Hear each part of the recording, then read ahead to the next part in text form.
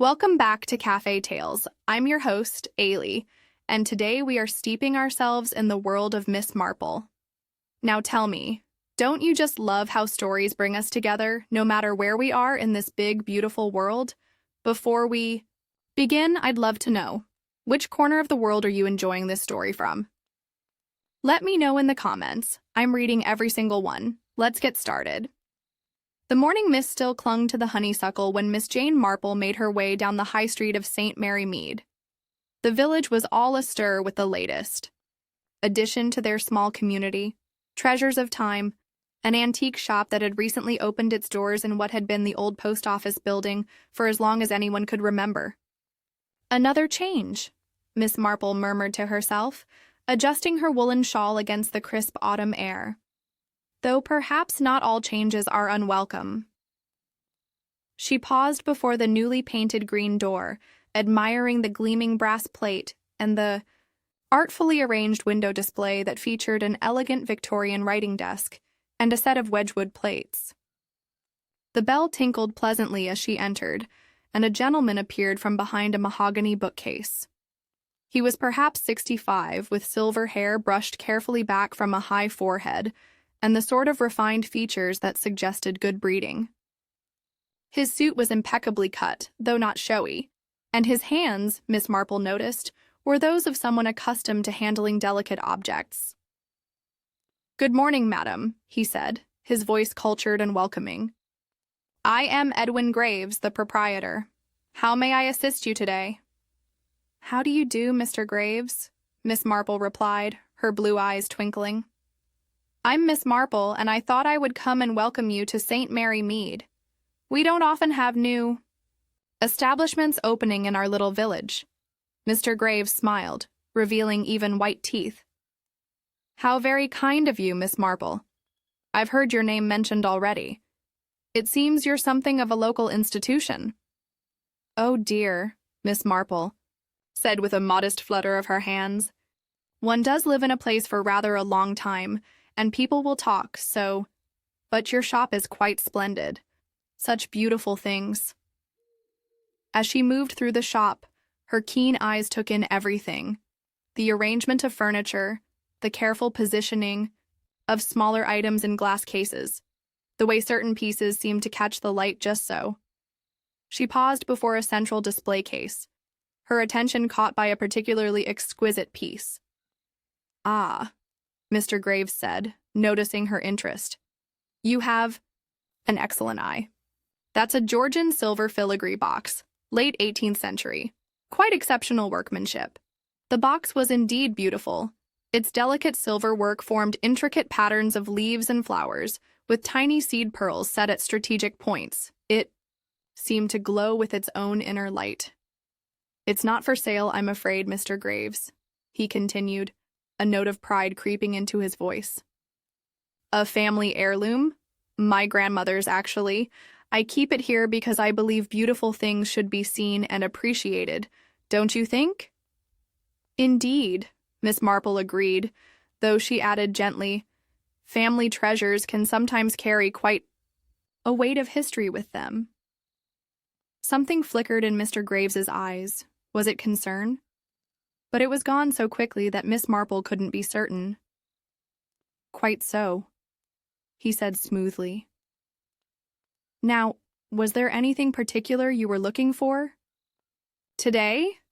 Oh, I'm merely browsing, Mr. Graves," Miss Marple assured him, "though I do have a nephew who collects snuff boxes. Perhaps another time." She left the shop after a few more minutes of polite conversation, the bell tinkling behind her as she emerged into the now bright morning. The mist had lifted entirely, and the village was going about its daily business. At 3 o'clock that afternoon, Miss Marple found herself at the Copper Kettle Tea Shop, where she had arranged to meet her old friend Dolly Bantry.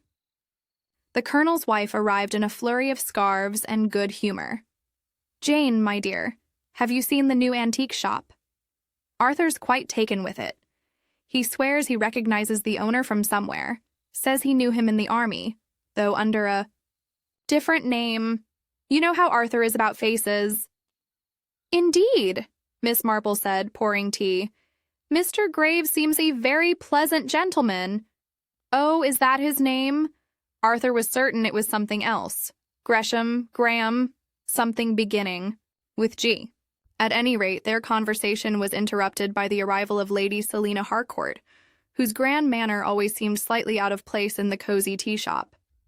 She swept in, her fur coat rustling, and made directly for their table.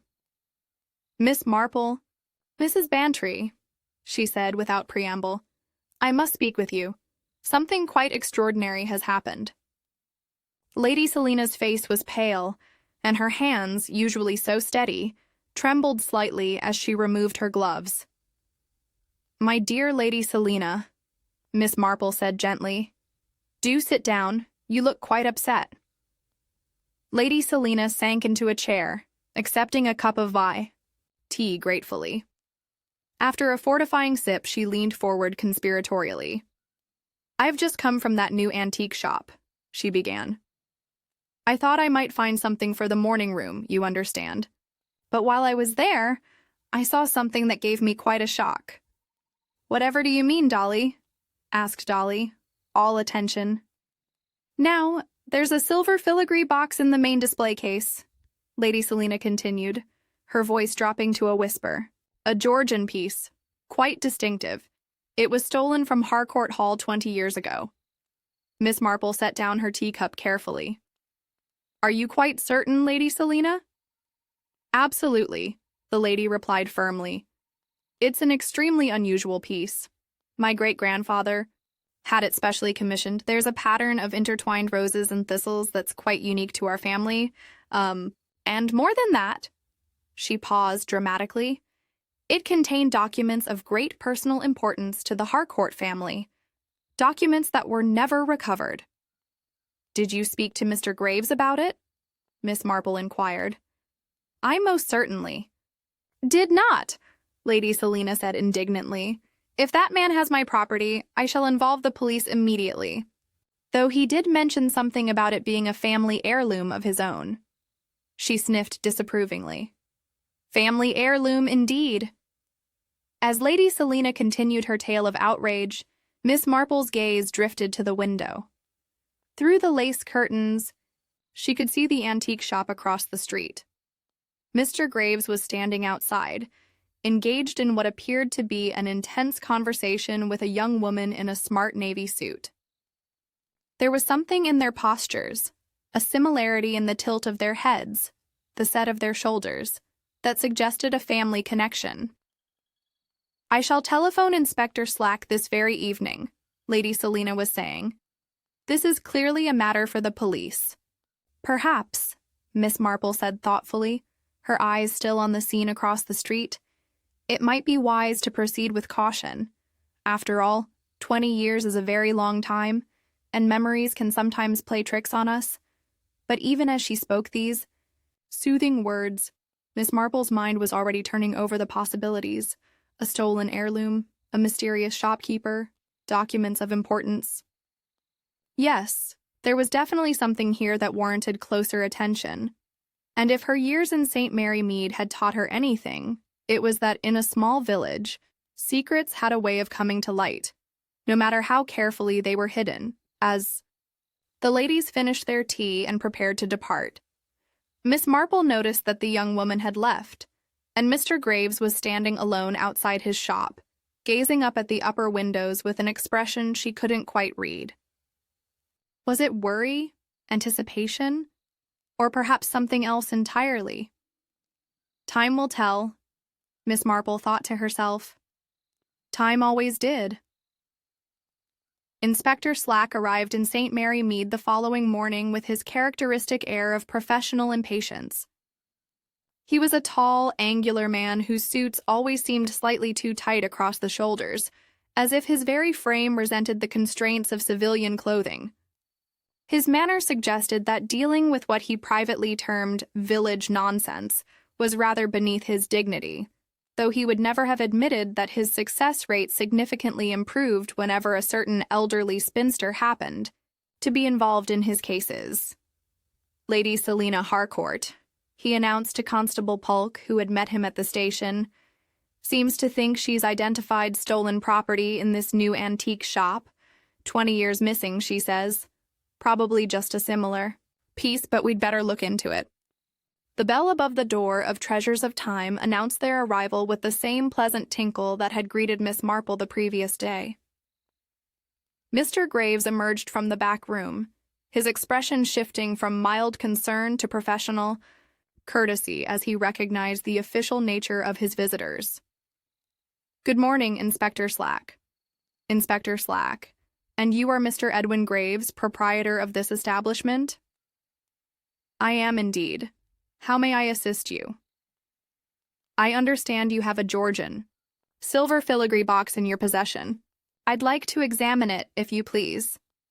Mr. Graves's eyebrows rose slightly, but his voice remained calm. "Certainly, Inspector. Though I must confess I'm rather surprised by official interest in my grandmother's box." He led them to the central display case and carefully removed the object in question. The morning light caught the intricate silverwork, making the tiny pearls gleam like drops of dew on a spider's web. "Lady Selina Harcourt claims this box was stolen from Harcourt Hall 20 years ago," Inspector Slack stated bluntly. "What do you say to that?"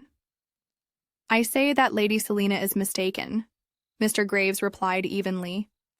"This box has been in my family for 3 generations. I have photographs of my mother with it from the 1950s and documentation tracing its provenance back to my grandmother's marriage in 1920. He walked to a desk near the window and extracted a manila folder from a drawer. "Here are the relevant papers, Inspector. You'll find everything in order." Slack examined the documents with the suspicious thoroughness of a man determined to find fault. There were indeed photographs, slightly yellowed with age, showing a middle-aged woman wearing a dress with the distinctive style of the post-war period, the silver box clearly visible on a table beside her. There were also what appeared to be insurance valuations dating back several decades. "These seem satisfactory," Slack admitted reluctantly. Though Lady Selina was quite specific about the design. She mentioned roses and thistles. "A common motif in Georgian silver," Mr. Graves observed. "Though I grant you the workmanship on this piece is particularly fine. It's natural that similar pieces might exist, especially as craftsmen of that era often worked from pattern books." "May I examine the box more closely?" Slack asked. "Of course." Mr. Graves handed it over, though Miss Marple, had she been present, might have noticed a slight tension in his fingers as he relinquished it. Slack turned the box over in his hands, studying it from every angle. He seemed particularly interested in the base, but Mr. Graves smoothly intercepted his examination. "Careful with the bottom panel, Inspector. The hinge is quite delicate, a weakness in these older pieces. I had it examined by a specialist when I inherited it, and he advised against unnecessary handling." Later that morning, Miss Marple encountered Colonel Bantry outside the library. The colonel, a bluff man with military bearing despite his advancing years, was frowning at a newspaper as though it had personally offended him. "Ah, Miss Marple," he said, looking up. "Been trying to place that fellow at the antique shop. Graves, he calls himself, but I'd swear I knew him during the war. Different name, though. Gresham, I think it was. Lieutenant Edward Gresham." "How interesting," Miss Marple murmured. "Are you quite certain?" "Well, it's been 40-odd years," the colonel admitted. "But there was something about him, the way he holds himself. Perhaps Gresham was involved in some unpleasantness toward the end of the war, missing artifacts from a French chateau we were using as headquarters. Nothing ever proved, mind you, but questions were asked. And what became of this Lieutenant Gresham? Resigned his commission rather suddenly. Never heard of him again until possibly now." That afternoon, Miss Marple paid another visit to Treasures of Time, ostensibly interested in a Victorian silver thimble displayed in one of the cases. As Mr. Graves wrapped her modest purchase, she engaged him in conversation about his background. Have you always been in the antiques trade, Mr. Graves? Not always, Miss Marple. I started my career in the military, actually. After that, I spent some years in restoration work before opening my own establishment. Restoration work? How fascinating. For private clients. Some private, some institutional. I had the privilege of working on several important collections. His hands, she noticed, tensed slightly as he tied the ribbon on her package. Including a brief period at Harcourt Hall, as it happens. Indeed. Then you must have known the family. Only professionally. It was a long time ago. As Miss Marple prepared to leave, the shop door opened to admit a young woman in a well-cut charcoal suit. It was the same person Miss Marple had observed the previous day through the tea-shop window. At closer range, the family resemblance was unmistakable. The same gray eyes, the same determined set to the chin. "Ah, Olivia," Mr. Graves said, his professional manner warming into something more paternal. "Miss Marple, may I present my daughter, Olivia Graves? She's visiting from London." "How do you do?" Olivia said politely, though her eyes were wary. She was carrying a leather portfolio, which she held rather protectively against her chest.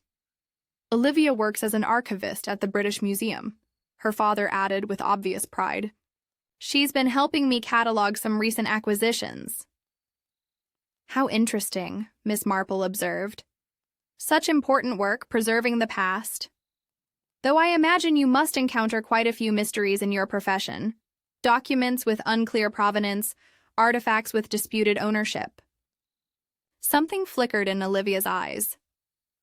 "Constantly," she agreed. "It's rather like detective work, actually. One has to piece together stories from fragments of evidence." After Miss Marple's departure, she noticed through the shop window that father and daughter appeared to be having an intense discussion. Olivia had opened her portfolio and was showing her father what looked like old documents or photographs. Whatever they were examining seemed to cause some disagreement between them. That evening, Miss Marple received an unexpected visit from Miss Weatherby, the village's most enthusiastic gossip, who arrived breathless with news.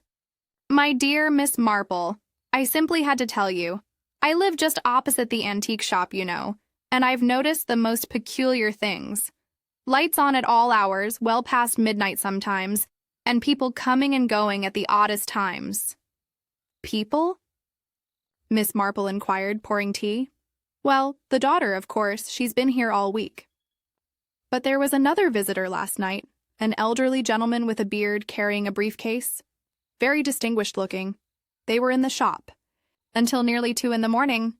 "How very interesting," Miss Marple murmured, though privately she wondered if Miss Weatherby's observations might be colored by her notorious insomnia and active imagination. The next morning brought a development that even Miss Weatherby could not have anticipated. Lady Selina Harcourt arrived at the vicarage for the monthly meeting of the Church Restoration Committee, clutching a letter that had arrived in that morning's post.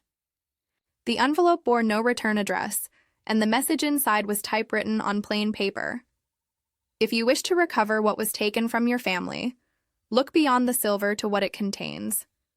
The box you seek is merely a key to a larger truth. What do you make of this, Miss Marple?" Lady Selina demanded, having cornered her after the meeting. "It arrived this morning. No signature, no return address." Miss Marple examined the letter carefully. The typing was even and professional, suggesting someone familiar with such machines. The paper was good quality but unremarkable. The postmark, however, was local. "Most intriguing," she said finally. "It suggests that someone in St. Mary Mead knows more about your missing property than they've admitted. But what does it mean, look beyond the silver to what it contains?" "The box was empty when it was stolen," Lady Selina said, "save for the family documents." "Perhaps," Miss Marple suggested gently, "that's precisely what the writer wishes.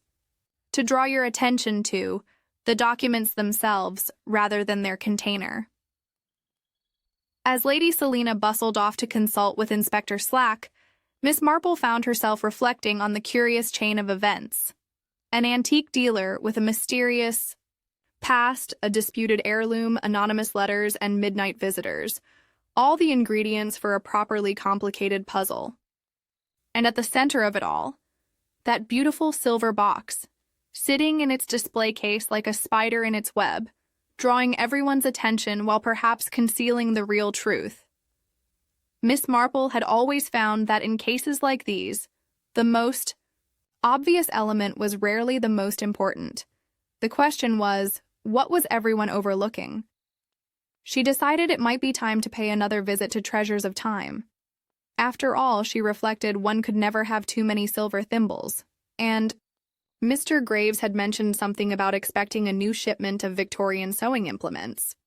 Yes, another visit was definitely in order.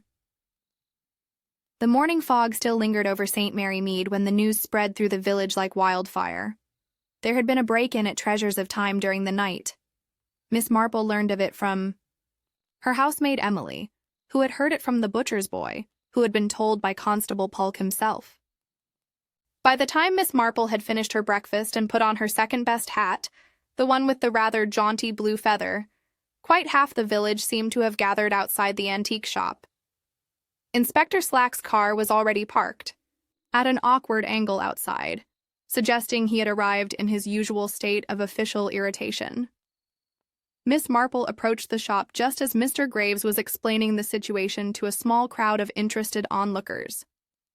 "Nothing appears to have been taken," he was saying, his cultured voice carrying clearly in the morning air. "The intruder seems to have been disturbed before they could accomplish their purpose." "But the window, broken," observed Mr. Kimball, the chemist, pointing to the damaged pane in the shop's side window. "Yes. That's how they gained entry," Mr. Graves confirmed. "Though, curiously, they seem to have spent most of their time examining items rather than removing them." Inspector Slack emerged from the shop, notebook in hand. "Move along now," he ordered the crowd. "This is a crime scene, not a village entertainment." As the onlookers reluctantly dispersed, Miss Marple lingered, pretending to adjust her glove while observing the scene. The broken window was on the side of the building, partially hidden by a lilac bush. The flower bed beneath showed clear signs of disturbance. "Ah, Miss Marple," Inspector Slack said, noticing her. "I suppose you've already formed some theory about this business?" "Oh, no, Inspector," Miss Marple replied mildly, "though I couldn't help noticing those footprints in the flower bed. They do seem rather odd, don't they?" "Odd? How so?" "Well, they appear to be leading away from the window, rather than toward it, as if someone left through the window, rather than entered." Inspector Slack frowned and examined the prints more closely. "Could be the intruder's exit route," he said dismissively. "They often leave the same way they come in." "Of course," Miss Marple agreed pleasantly. "Though one would expect to see prints going in both directions in that case, wouldn't one?" Before Slack could respond, Mr. Graves approached them. "Inspector, I've completed my inventory. As I said, nothing appears to be missing, though several items were disturbed. The display case containing the Georgian silver box was opened, but the box itself remained safely in place. Interesting," Slack mused, "that they'd break in and not take anything. Or perhaps," Miss Marple suggested gently, "they weren't looking for something to take away at all. Sometimes people break into places to leave things rather than remove them." Both men looked at her curiously, but before either could respond, Olivia Graves came hurrying down the street, her face flushed with concern. "Father, I just heard. Are you all right? What happened?" "I'm fine, my dear," Mr. Graves assured her. "Just a break-in, though nothing was taken." "But who would do such a thing?" Olivia's eyes darted between her father and the broken window, and why? That afternoon, Lady Selina Harcourt received another anonymous letter. This one was more specific. "The box is merely the key. The true treasure is hidden in plain sight. Look not at what is there, but at what should be there. She brought it immediately to Miss Marple, who was working in her garden, training the late-blooming roses. "Another one, Lady Selina," she announced without preamble. "Even more cryptic than the first. What do you make of it?" Miss Marple removed her gardening gloves and examined the letter carefully. Like the first, it was typed on plain paper with no distinguishing marks. "Hidden in plain sight," she murmured. "How very interesting.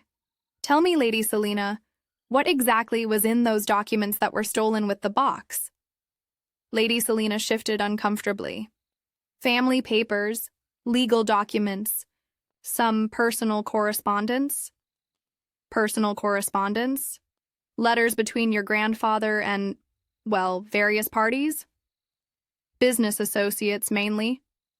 Miss Marple's blue eyes were suddenly very sharp. "And were any of these business associates, perhaps, not entirely legitimate?" "My grandfather was a man of his time," Lady Selina said stiffly. "Business was conducted differently then." "Of course," Miss Marple agreed soothingly. "But these letters, might they have contained information that someone today would find valuable?" Before Lady Selina could answer, they were interrupted by the arrival of Miss Weatherby, practically vibrating with excitement. "Oh, Miss Marple, Lady Selina, have you heard? There's been another visitor to the antique shop, an elderly gentleman with a beard. He's there right now with Mr. Graves and his daughter." The three women made their way to the High Street, where they could observe the antique shop from the discreet vantage point of the tea shop across the way. Through the window, they could indeed see Mr. Graves, Olivia, and a distinguished-looking elderly gentleman engaged in what appeared to be an intense discussion. "That's Professor Hargreaves," the tea shop proprietor said. "He's been staying at the inn for 2 days. Something to do with authenticating historical documents, I heard." Miss Marple ordered tea for the table while keeping a watchful eye on the shop across the street. The professor was examining something under what appeared to be a special lamp, while Olivia stood by the window, whether keeping watch or simply nervous, it was hard to tell. "I wonder," Miss Marple said thoughtfully, "if our break-in last night might have been someone attempting to discover what documents Mr. Graves has been having authenticated." "But why break in?" Lady Selina demanded. "Why not simply ask to see them?" "Perhaps because the person breaking in already knew they had no legitimate right to see them," Miss Marple suggested. That evening, Miss Marple took her customary walk through the village, accompanied by her nephew's spaniel, Toby. As she passed the antique shop, she noticed lights still burning despite the late hour. Through a gap in the curtains, she could see Professor Hargreaves and Mr. Graves bent over a desk, examining papers under what was clearly a specialized light. Olivia stood nearby, her posture tense and watchful. The next morning brought a revelation that cast new light on the mysterious Professor Hargreaves. The vicar, Reverend Clement, mentioned at the parish council meeting that he had recognized their distinguished visitor. "Professor Hargreaves is quite famous in certain circles," he explained. "He specializes in authenticating historical documents, particularly those related to noble families. I read recently that he was involved in verifying some lost papers belonging to the Marquis of Edgecombe. Fascinating case. Documents that had been missing for decades, believed stolen during a burglary 20 years ago." Miss Marple's ears pricked up at this. 20 years ago? How interesting. And were these documents recovered? Not yet, as far as I know. But apparently, someone had approached the family claiming to have information about their whereabouts. The professor was called in to be ready to authenticate them if they surface. "I see," Miss Marple said thoughtfully. "And these documents, were they by any chance stored in a decorative box of some sort?" The vicar looked surprised. "Why, yes, I believe they were. The newspaper mentioned something about a Georgian silver box that went missing along with the papers." "How did you know?" he asked. "Oh, just a guess," Miss Marple replied vaguely. "These things often follow patterns, don't they?" As the meeting concluded, Miss Marple found herself pondering the accumulating evidence. A Georgian silver box with a disputed provenance, missing documents from a 20-year-old burglary, an antique dealer with a mysterious past, and now a document authentication expert. The pieces were beginning to form a picture, though not quite the one everyone else seemed to be seeing. She decided to pay another visit to the antique shop that afternoon. As she approached, she noticed Sir James Harcourt, Lady Selina's son, just leaving the establishment. His expression was thunderous, and he barely acknowledged her greeting as he strode past. Inside, she found Mr. Graves looking unusually disturbed, though he quickly composed himself when he saw her. "Miss Marple. How? Nice to see you again. Interested in more sewing implements?" "Actually," Miss Marple said, "I was hoping to speak with your daughter. Is she here?" "Olivia? Yes, she's in the back room. Is something wrong?" "Not at all. I just had a question about document preservation for the church archives, you understand, since she works at the museum." Mr. Graves hesitated, then called for his daughter. Olivia emerged, looking pale and worried. "Miss Marple wanted to ask you about document preservation," her father explained. "Of course," Olivia said, though her smile seemed forced. "How can I help?" As they discussed various methods of preserving old papers, Miss Marple carefully steered the conversation toward the subject of family documents and disputed inheritances. Olivia's responses grew increasingly guarded, until finally she burst out. "Sometimes the truth about the past isn't what people want to hear. Sometimes documents reveal things that families would prefer to keep hidden." "Indeed," Miss Marple agreed gently, "but surely the truth has a way of coming out eventually." "Does it?" Olivia asked bitterly. "Not always. Sometimes people go to great lengths to ensure it stays buried." That evening, as Miss Marple was preparing for bed, her telephone rang. It was Mrs. Bantry, her voice high with excitement. "Jane, there's been a fire at the antique shop. The fire brigade is there now." Miss Marple dressed quickly and hurried to the high street, where she found half the village already assembled. Flames were visible through the shop windows, though the fire brigade seemed to have the blaze under control. Mr. Graves was being attended to by the doctor, apparently suffering from smoke inhalation. "He was trying to save something from the back room," Constable Polk informed the crowd. "Foolish thing to do, but brave." As the flames died down and the smoke began to clear, Inspector Slack arrived and immediately began questioning witnesses. It was then that someone noticed. The display case that had held the Georgian silver box was empty, its glass shattered by the heat. "Well," Inspector Slack announced grimly, "it seems our thief finally got what they came for." But Miss Marple, observing the scene with her sharp blue eyes, wasn't so sure.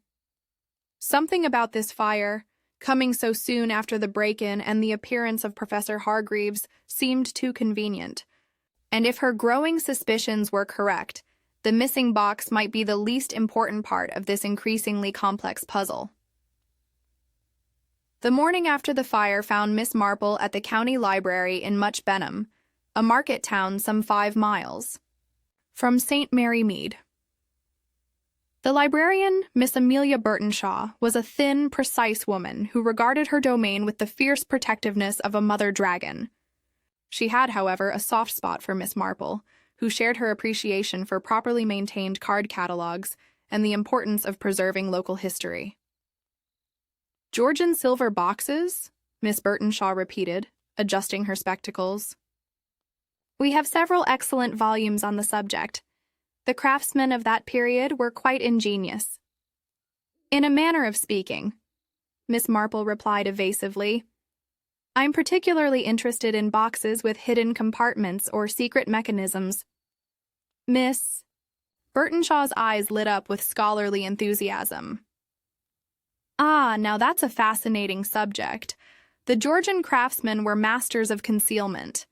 Many of these boxes contained hidden drawers that could only be opened by pressing specific points in a particular sequence. Some even had false bottoms or sliding panels. She led Miss Marple to a section devoted to decorative arts and pulled down several volumes. "This one is particularly good," she said, opening a book titled The Silversmith's Art in Georgian England. It has detailed diagrams of various mechanisms used in the period. Miss Marple spent the next hour studying the intricate drawings and descriptions. She learned that many Georgian silver boxes featured secret compartments designed to hold valuable documents, jewelry, or private correspondences. The mechanisms were often concealed within the decorative patterns with tiny pressure points hidden among the filigree work. The most sophisticated examples, the book explained, required a specific sequence of actions to reveal their secrets.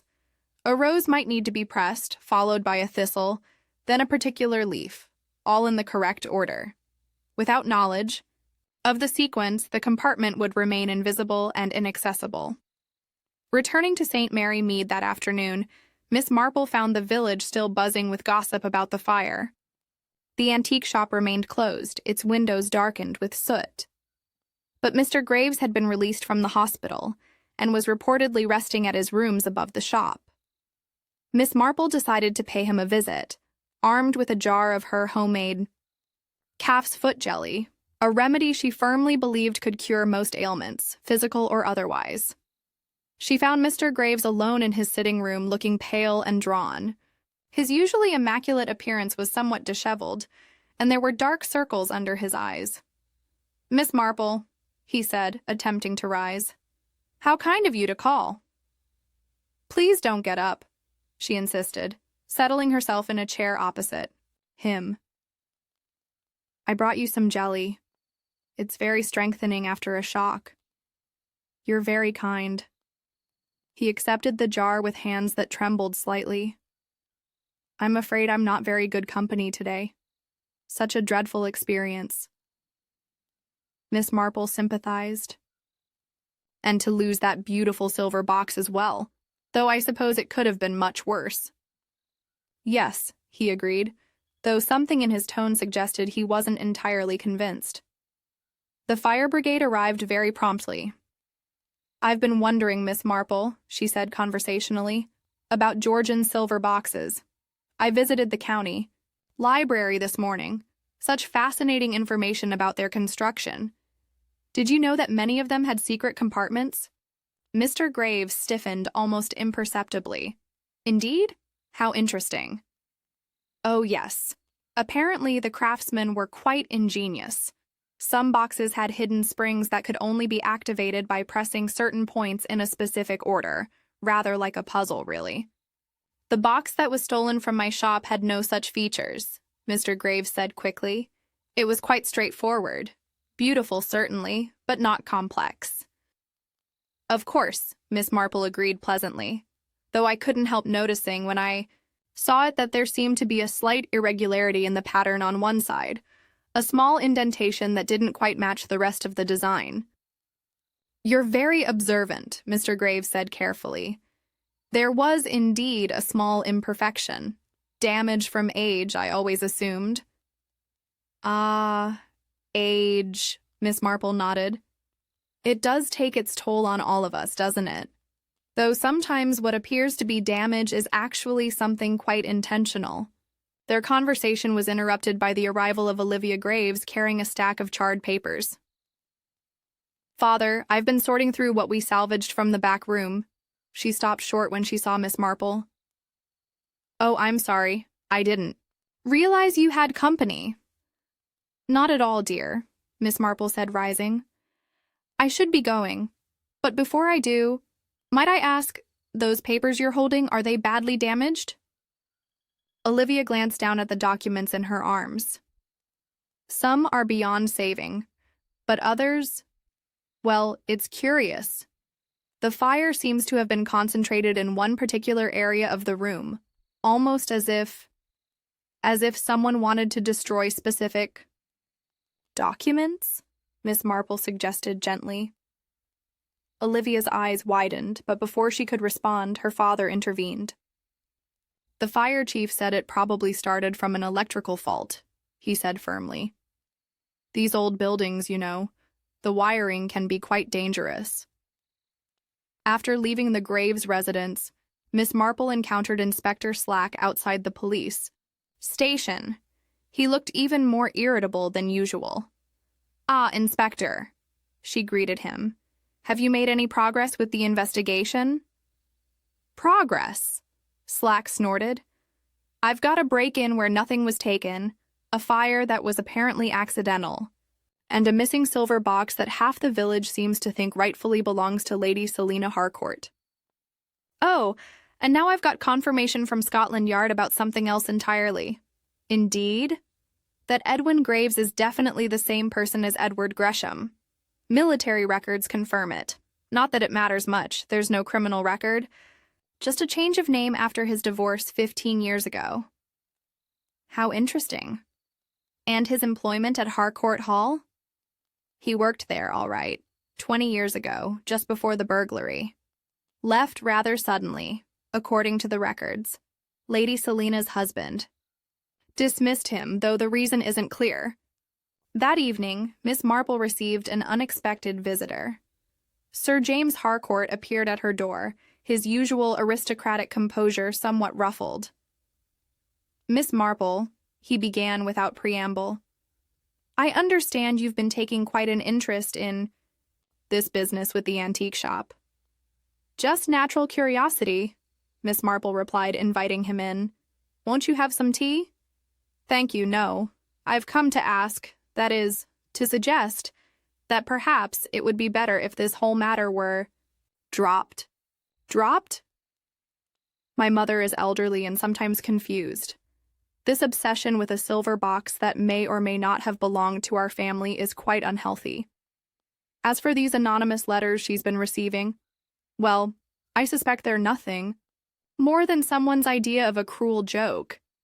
You don't believe the box in Mr. Graves's shop was your family's property? I think it highly unlikely. And even if it were, what does it matter after 20 years? The insurance paid out long ago. What concerns me more," he continued, "is this stirring up of old history. Some things are better left buried." "What sort of things?" Miss Marple asked. Sir James's face darkened. "Family matters, private matters, things that have no bearing on the present." After Sir James departed, Miss Marple sat thoughtfully by her fire. His visit had been most illuminating, not for what he had said, but for what he had carefully avoided saying. The next development came late that evening when Olivia Graves appeared at Miss Marple's cottage, clearly distressed. "I'm sorry to call so late," she said, accepting the cup of cocoa Miss Marple offered. "But I had to speak to someone, and you seem to understand things that others miss." "What is it, my dear?" "I found something among my father's papers, something that troubles me greatly." She pulled out a folded document from her handbag. "It's a floor plan of Harcourt Hall with certain areas marked, and there's a list in code, but I've managed to decipher part of it. It appears to be an inventory of what items were in Harcourt Hall 20 years ago. Some of them match the description of things that were reported stolen in the burglary." Miss Marple examined the documents carefully. "Why would your father have such papers?" "That's what frightens me," Olivia said, her voice barely above a whisper. "I'm beginning to wonder if my father knows more about that burglary than he's admitted. And that silver box, I think there's something about it he's not telling me." Before Miss Marple could respond, her telephone rang. It was Dr. Hale with shocking news. There had been another fire at the antique shop, and this time, Mr. Graves had been seriously injured. "He's been taken to the cottage hospital," the doctor reported. "Smoke inhalation and some burns. He was trying to save something from the fire, kept muttering about protecting the truth." As Olivia rushed off to the hospital, Miss Marple found herself wondering, what truth had Mr. Graves been so desperate to protect? And more importantly, who had been so determined to destroy it? The answer, she suspected, lay hidden somewhere in the mystery of that Georgian silver box. Not in the box itself, but in what it concealed. The question was whether they would discover that truth before someone else paid an even higher price for these long-buried secrets.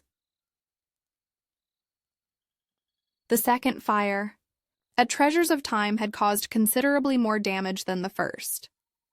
The acrid smell of smoke lingered in the morning air as Inspector Slack surveyed the blackened interior of what had been the shop's back room. The main display area had been saved by the prompt action of the fire brigade, but Mr. Graves's private office and storage area were thoroughly destroyed. Deliberately set, the fire chief confirmed to Inspector Slack. Accelerant was used, probably paraffin. The point of origin was definitely the filing cabinet in the corner. Someone wanted to destroy records, Slack muttered, making notes. First, the silver box goes missing, now this. What was Graves hiding? The inspector's mood was not improved by the arrival of Miss Marple, who appeared at the shop entrance wearing her serviceable brown coat and carrying her marketing basket. Good morning, Inspector. Such a terrible business. How is Mr. Graves? Still in hospital. Conscious now, but not very communicative. Slack's tone suggested he found this personally offensive. Claims he can't remember much about last night. How unfortunate, Miss Marple murmured. Though shock can do strange things to the memory. Has anyone checked on his daughter? Miss Graves is with him at the hospital, along with that professor fellow, Hargreaves. They've been thick as thieves, all morning, going through what's left of his papers. Miss Marple's keen eyes swept the damaged shop. I noticed the main display cases weren't touched by the fire, yet the silver box is still missing.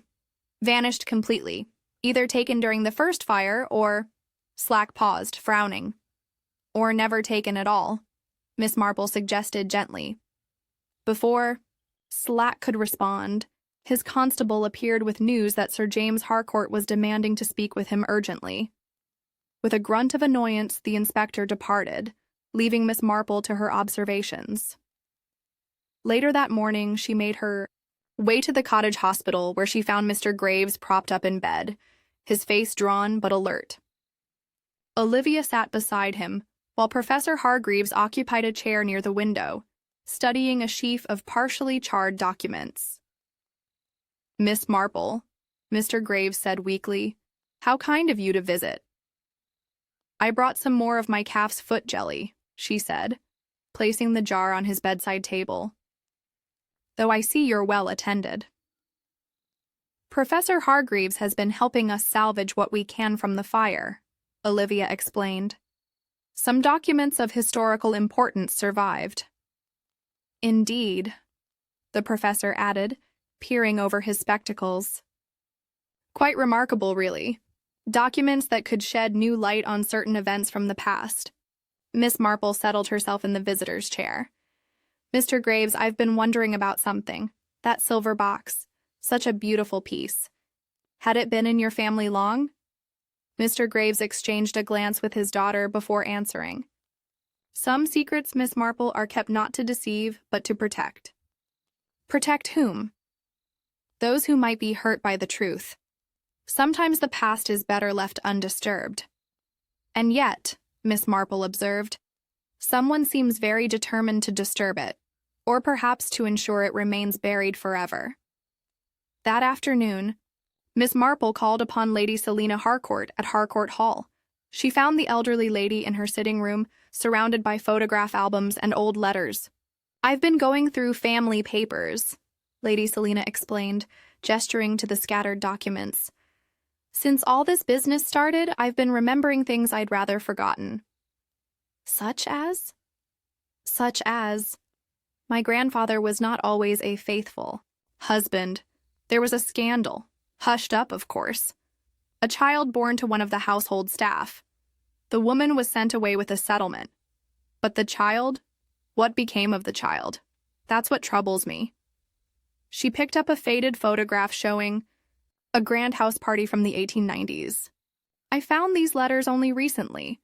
They were hidden in a secret drawer of my grandmother's escritoire.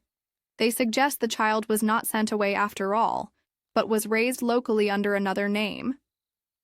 And the family documents that were stolen. 20 years ago? Lady Selina's hands trembled slightly as she set down the photograph. They included correspondence about this matter, proof of the child's parentage, details of financial arrangements, things that could establish a legitimate claim to, well, to certain family properties, if not the title itself. Who else knew about these documents? My late husband knew, and James, of course. He was furious when he discovered them, said they should be destroyed to protect the family name. We argued about it terribly. And Mr. Gresham, or Mr. Graves as he's now known, Edward, he was cataloging our library at the time. Such a knowledgeable young man. He may have seen some of the documents, I suppose. My husband dismissed him quite suddenly. I never knew exactly why. Their conversation was interrupted by the arrival of Sir James himself, his face flushed with anger. Mother, I must protest. This continual dwelling on ancient history serves no purpose. And entertaining the notion that this shopkeeper's trinket is our property? James, Lady Selina interrupted quietly, I think it's time we spoke honestly about what happened 20 years ago. Her son's face paled. I don't know what you mean. I think you do. The night of the burglary, you were supposed to be in London. But the stable boy mentioned seeing your car returning very late. This is absurd. I won't stand here and be accused. No one is accusing you of anything, Sir James, Miss Marple interjected mildly. But the truth has a way of emerging, doesn't it? Rather like those hidden compartments in Georgian silver boxes. Press the right spot, and secrets are revealed. Later that evening, Miss Marple sat in her cottage, piecing together the fragments of information she had gathered. The telephone rang, startling her from her reverie. It was Olivia Graves, her voice urgent. Miss Marple, could you come to the hospital? Father wants to speak with you. He says it's time to tell the truth. All of it. When Miss Marple arrived at the hospital, she found Mr. Graves sitting up in bed, looking determined despite his pallor. Olivia and Professor Hargreaves were present, along with Inspector Slack, who had been summoned at Graves's request. I need to make a statement, Mr. Graves began, about what really happened 20 years ago, and why I've returned to St. Mary Mead. Go on, Slack said, notebook ready. My real name is Edward Gresham, as you've discovered. 20 years ago, while working at Harcourt Hall, I found documents that proved my grandmother was the illegitimate daughter of Lord Harcourt. The evidence was concealed in a secret compartment of a Georgian silver box, a box that had been passed down through the illegitimate line as a sort of family secret. So the box really did belong to the Harcourts? Slack asked. Originally, yes. But it was given to my great-grandmother when she was sent away. The documents inside proved not only the connection but also detailed financial provisions that were never honored.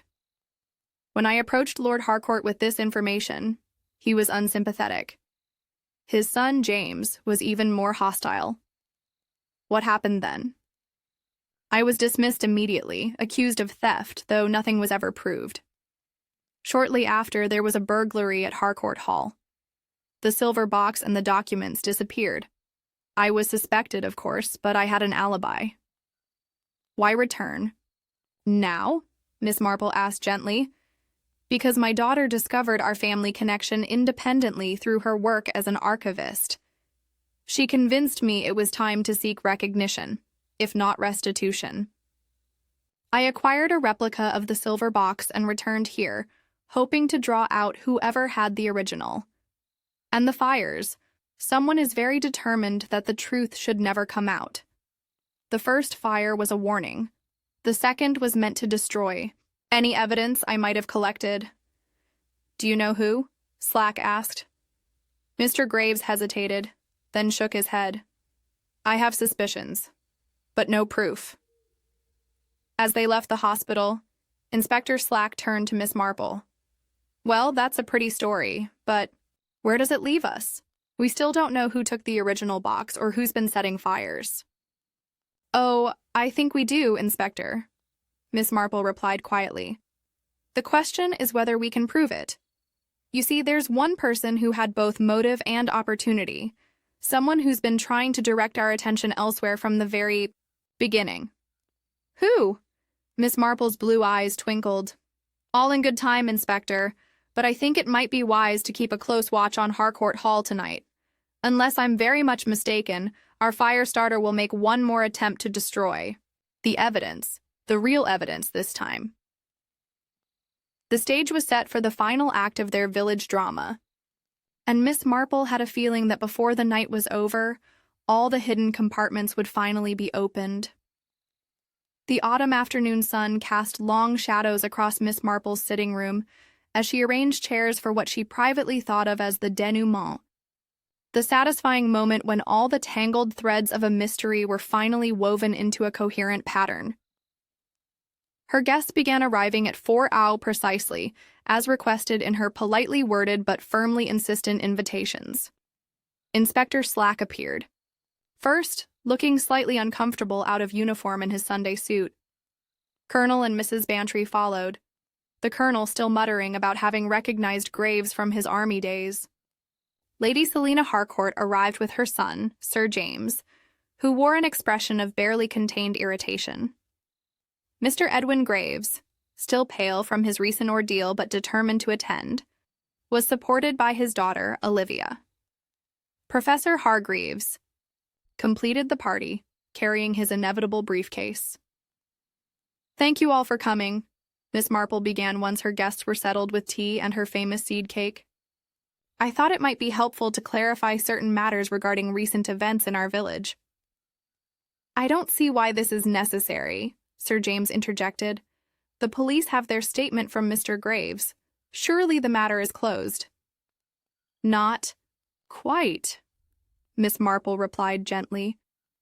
You see, while Mr. Graves has been admirably honest about his family connection to the Harcourts, there remains the question of the original silver box, the fires, and what really happened 20 years ago. She turned to Mr. Graves. Your real name is Edward Gresham, and you are indeed the great-grandson of the illegitimate child born to Grace Gresham and Lord Harcourt. When you discovered these documents 20 years ago, you approached Lady Selina's husband, believing the family might acknowledge the connection. That's correct, Graves said quietly, but Lord Harcourt was unsympathetic, and his son James was positively hostile. You were dismissed immediately. Miss Marple's keen eyes fixed on Sir James. What you didn't know, Mr. Graves, was that young James had recently learned about these documents himself, and was terrified they might threaten his inheritance. This is preposterous, Sir James began. Please allow me to continue, Miss Marple said firmly. You see, the burglary at Harcourt Hall 20 years ago was rather peculiar. Only specific items were taken, the silver box and certain documents. The thief knew exactly what to look for and where to find it, almost as if they had inside knowledge. She paused to sip her tea.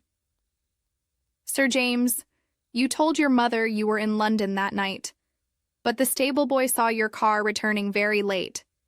You staged the burglary yourself, didn't you? You took the box and the documents, then made sure suspicion fell on the recently dismissed Mr. Gresham. You can't prove any of this, Sir James said coldly.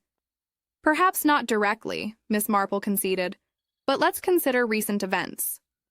Mr. Graves returned to St. Mary Mead with a replica of the silver box, hoping to flush out whoever had the original. His daughter, through her work as an archivist, had discovered their family connection independently and convinced him to seek recognition. She turned to Olivia. You sent those anonymous notes to Lady Selina, didn't you, dear? You hoped she might be sympathetic to your cause. Olivia nodded. I knew she had acknowledged the truth once before. I thought she might help us. The first break-in at the shop was interesting, Miss Marple continued. Nothing was taken, but I noticed the footprints led away from the window, not toward it. Someone left through that window. Someone who had a key to enter through the sea. front door but needed to leave without being seen. Sir James, you came to search for any evidence Mr. Graves might have accumulated against you. When you found nothing conclusive, you set the first fire as a warning. But what about the missing silver box? Inspector Slack demanded. Ah, yes, the box that supposedly vanished during the first fire. But did it really? I think not. You see, Mr. Graves is cleverer than we gave him credit for. He suspected someone might try to steal or destroy his replica, so he removed it himself before the fire and hid it. He wanted to see who would come, looking for it. Mr. Graves smiled slightly. You're very perceptive, Miss Marple. The second fire was more desperate, Miss Marple continued. Sir James realized that Mr. Graves had been collaborating with Professor Hargreaves to authenticate copies of the documents that Olivia had painstakingly reconstructed through her archival research. The fire was meant to destroy these copies, but Mr. Graves was willing to risk his life to save them. Professor Hargreaves spoke up. The documents we've authenticated are quite genuine. They establish beyond doubt the Gresham family's connection to the Harcourts and their claim to certain family heirlooms. Miss Marple continued, but Sir James made one crucial error. He didn't know that his mother, Lady Selina, had kept her own copies of the key documents all these years. All eyes turned to Lady Selina, who straightened in her chair. I always believed the truth would come out eventually. My husband was wrong to dismiss Edward so callously, and James was wrong to stage that burglary. I've kept copies of the essential documents in my private safe for 20 years. Mother, Sir James exclaimed, how could you? Because it was the right thing to do, Lady Selina replied with quiet dignity. Your great-grandfather's actions may have been scandalous by the standards of his time, but the child and her descendants deserved recognition. I've already instructed my solicitor to amend my will. The Graves family, or should I say the Gresham branch of the Harcourt family, will receive their rightful share of certain family heirlooms. Sir James rose angrily. This is outrageous. I won't stand for it. Sit down, Sir James, Inspector Slack ordered. I have some questions about your involvement in arson and the original burglary. As Sir James reluctantly resumed his seat, Lady Selina turned to Olivia. My dear, I believe this belongs to your family. She reached into her handbag and produced the original Georgian silver box. I've had it all along. I took it from James's room years ago when I began to suspect what he'd done. I've been waiting for the right moment to return it to its rightful owners. With slightly trembling hands, she demonstrated the secret mechanism, pressing a specific sequence of decorative elements. A hidden drawer sprang open, revealing yellowed documents inside. These are the originals, she said, handing the box to Olivia. Your birthright, my dear. Olivia accepted the box with tears in her eyes. Thank you, Lady Selina. We never wanted to cause scandal or claim more than was fair. We just wanted the truth acknowledged. And so it shall be. Lady Selina declared. She turned to her son. James, you will cooperate fully with Inspector Slack's investigation. You will also formally acknowledge the Graves family as cousins and treat them with the respect they deserve. The alternative is public scandal and possible prosecution. Do I make myself clear? Sir James, his face a mixture of anger and defeat, merely nodded. Later, as her guests departed, Miss Marple found herself alone with Olivia Graves, who lingered to express her gratitude. You know, Olivia said, examining the intricate silver box, Father always said the true value wasn't in the box itself, or even in the documents, it was in the truth they represented. Very wise, Miss Marple agreed, though I must say, the why? Craftsmanship is exquisite. Those Georgian silversmiths certainly knew how to keep a secret. Multiple secrets, actually, Olivia said with a small smile. She manipulated another part of the decoration, revealing a second compartment.